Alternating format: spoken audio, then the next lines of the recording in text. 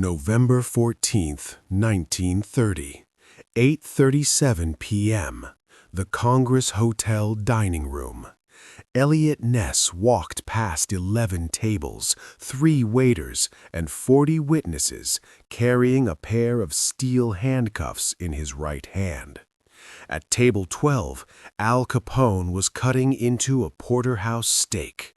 His wife May sat across from him, elegant in a navy dress, pearls catching the chandelier light. Ness stopped 3 feet from Capone's chair. The dining room didn't go silent immediately. It took 4 seconds.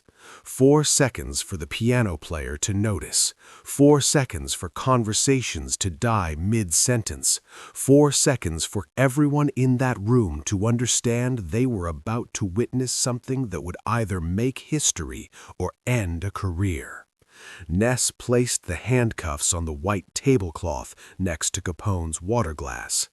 "Al Capone," Ness said, loud enough for the entire room to hear, "you're under arrest for violation of the Volstead Act." Capone didn't look up, just kept cutting his steak. Slow, precise. The knife made a soft scraping sound against the porcelain. May Capone set down her fork. Her face remained composed, but her eyes went cold. Eliot Ness was 27 years old and absolutely certain he was untouchable. He'd been handpicked by the Justice Department to lead a team of federal agents tasked with one mission: bring down Al Capone. They called themselves the Untouchables because they couldn't be bribed, couldn't be bought, couldn't be intimidated. Ness believed that with the righteousness of a man who'd never faced real consequence. He'd spent 6 months raiding Capone's breweries, smashing barrels, arresting low-level distributors, making headlines. The newspapers loved him, clean-cut federal agent taking on Chicago's most notorious gangster. But raiding warehouses wasn't enough. Ness wanted the big arrest. He wanted to walk Al Capone out of somewhere public, somewhere humiliating, somewhere that would send a message to every criminal in Chicago. So when Ness's informant told him Capone would be having dinner at the Congress Hotel on November 14th with his wife, celebrating their anniversary, Ness saw his opportunity. He didn't tell his superiors, didn't file the proper paperwork, didn't bring backup. He walked into that dining room with nothing but a badge, a pair of handcuffs, and the absolute conviction that the law was on his side. The Congress Hotel dining room was one of Chicago's finest establishments. Crystal chandeliers, mahogany paneling, white tablecloths that cost more than most men's suits. Politicians ate there, judges, business owners, the kind of people who pretended they didn't know Al Capone controlled half the city. Capone had reserved table 12 3 weeks in advance. Corner position, clear view of both entrances, his back to the wall. He never sat any other way. He was dressed impeccably, charcoal gray suit, crisp white shirt, burgundy tie. His hair was slicked back, his face freshly shaved. Diamond cufflinks caught the light when he moved. May sat across from him wearing the pearls he'd given her that morning. 11 years of marriage. 11 years of standing beside a man the world called a criminal and she called her husband. They'd been eating for 20 minutes when Ness walked in. Capone noticed him immediately. You don't survive in Capone's world without noticing everything. But Capone's expression didn't change. He took another bite of steak, chewed slowly, swallowed, set his fork down, picked up his wine glass. Burgundy, 1921, the year Prohibition started. When Ness placed the handcuffs on the table, the room didn't just go quiet, it went still. Waiters froze mid-step. A woman's champagne glass stopped halfway to her lips. The piano player's hands hovered over the keys. "Al Capone," Ness repeated, louder this time. "Stand up, you're coming with me." Capone looked at the handcuffs, then at Ness, then back at his steak. He picked up his knife and fork and cut another piece.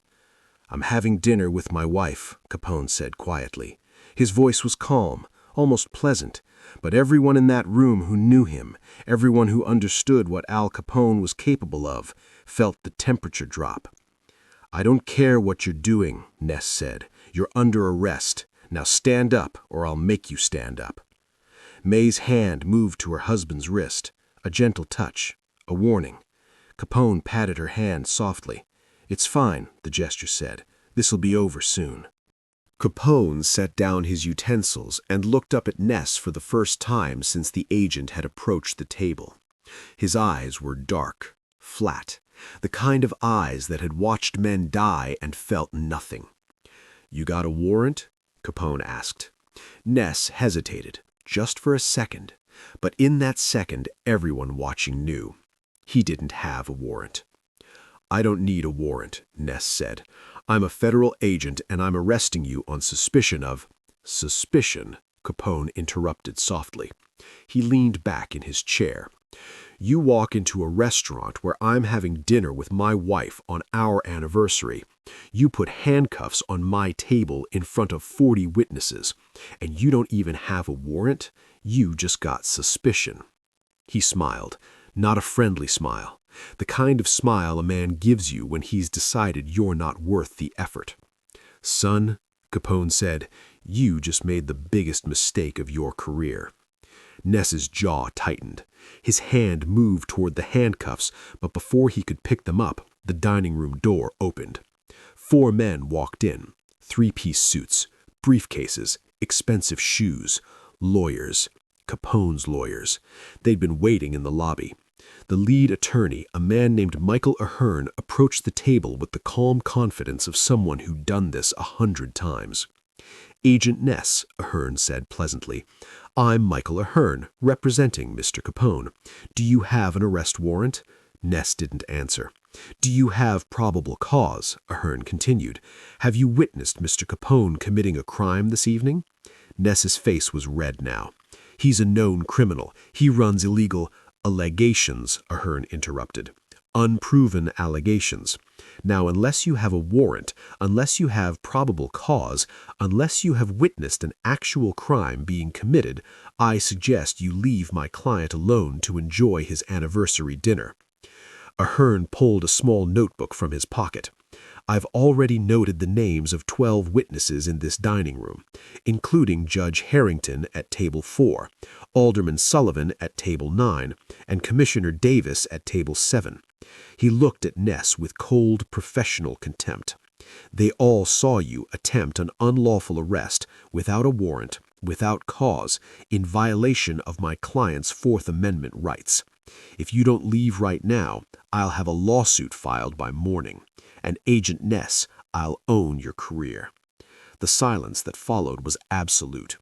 Ness stood there, hands still hovering over the handcuffs, realizing too late that every move he'd made had been anticipated. Every step he'd taken had been watched. Every decision had been countered before he'd even... The dismissal was complete. Not a threat, not a warning. Just a man returning to his dinner, as if the federal agent standing 3 feet away with a pair of handcuffs didn't exist. Ness's hand trembled, just slightly, but enough for people to notice. He picked up the handcuffs, put them in his pocket, and walked toward the door. His footsteps on the marble floor were the only sound in the entire dining room. 40 people watched him leave. Nobody spoke, nobody moved. The piano player didn't restart. The waiters didn't return to their stations. Even the kitchen had gone quiet. Ness reached the door. His hand touched the brass handle, and for just a moment he considered turning around. But when he glanced over his shoulder, he saw Al Capone cutting another piece of steak, saw May Capone dabbing her lips with her napkin, saw the lawyers collecting their briefcases, saw 40 witnesses who would remember this night. Eliot Ness walked out of the Congress Hotel dining room. The door closed behind him with a soft click. For 3 seconds, nobody moved. Then the piano started playing again, softly at first, a slow jazz number. Conversations resumed, not all at once, one table at a time. The waiters returned to their stations. Within 5 minutes, the dining room looked exactly as it had at 8:36 p.m., 1 minute before Eliot Ness had walked in. Except Everything had changed. Capone ate another bite of his steak. It had gone lukewarm. He didn't complain, didn't send it back, just continued eating with the same methodical precision he'd shown all evening. May reached across the table and placed her hand over his. "Are you all right?" she asked quietly. Capone looked up at her. His face was calm, expressionless. "I'm fine," he said. "It's our anniversary. Let's not let it be ruined." Michael Ahern approached the table. He didn't sit, just stood there with his briefcase. "That was unwise of him," Ahern said. Capone cut another piece of steak. "He's young. Young men make mistakes." The lawyer understood. He nodded and returned to his colleagues. They collected their briefcases and left as quietly as they'd arrived. At table 4, Judge Harrington finished his Dover sole. He wiped his mouth, folded his napkin, placed it beside his plate. He stood, adjusted his jacket, and walked toward the exit. As he passed table 12, he slowed, just slightly, just for a moment. He didn't look at Capone, didn't nod, didn't acknowledge him in any way. But everyone in that room who understood how power worked knew exactly what that moment meant. The waiter approached. "Dessert, Mr. Capone?" Capone looked at May. She smiled. "Tiramisu," Capone said. "2." May squeezed her husband's hand. "You promised me no business at the table." "I didn't bring business to the table," Capone replied. "He did. I just reminded him where he was." The dessert arrived. 2 plates of tiramisu, perfectly layered. May picked up her fork. "Happy anniversary," she said. Capone raised his wine glass. "Happy anniversary." They ate in silence. The piano played. The dining room continued its evening as if nothing extraordinary had occurred, as if a federal agent hadn't just attempted an arrest, as if 4 lawyers hadn't materialized from the lobby, as if 40 people hadn't just witnessed something they would talk about in whispers for years. At table 7, Commissioner Davis signed his check and stood to leave. At table 9, Alderman Sullivan did the same. One by one, the witnesses departed. Some glanced at table 12 as they walked past. Most didn't. Because in Chicago in 1930, there were things you acknowledged and things you pretended not to see. By 10:15 p.m., the dining room was nearly empty. Just 3 tables remained occupied. Capone finished his tiramisu, wiped his mouth, folded his napkin. The check arrived in a leather folder. He didn't look at the total, just pulled 3 $100 bills from his wallet and placed them inside. The meal had cost $43. May stood. Capone stood. He helped her with her coat, navy wool with a fur collar. They walked toward the exit. The maître d' appeared. "Good evening, Mr. Capone, Mrs. Capone. I hope everything was to your satisfaction."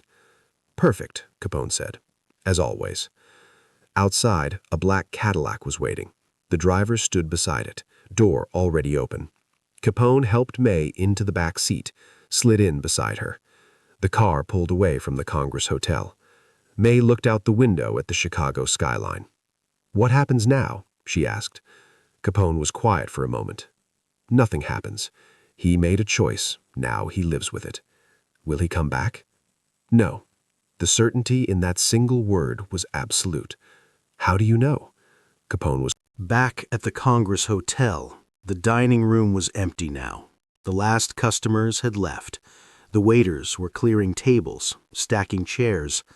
But table 12 remained untouched. The waiter who'd served Capone stood there, staring at it.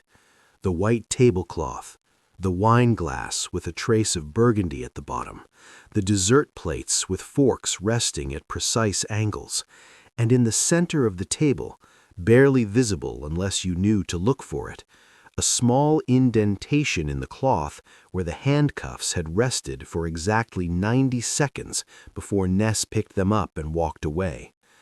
The waiter reached for the plates, then stopped. His manager had been specific. Don't touch table 12 until morning. Let it sit exactly as Mr. Capone left it. The waiter didn't ask why. He'd worked at the Congress Hotel for 6 years. He understood that some tables weren't just tables. Some moments weren't just moments. He turned off the lights in the dining room.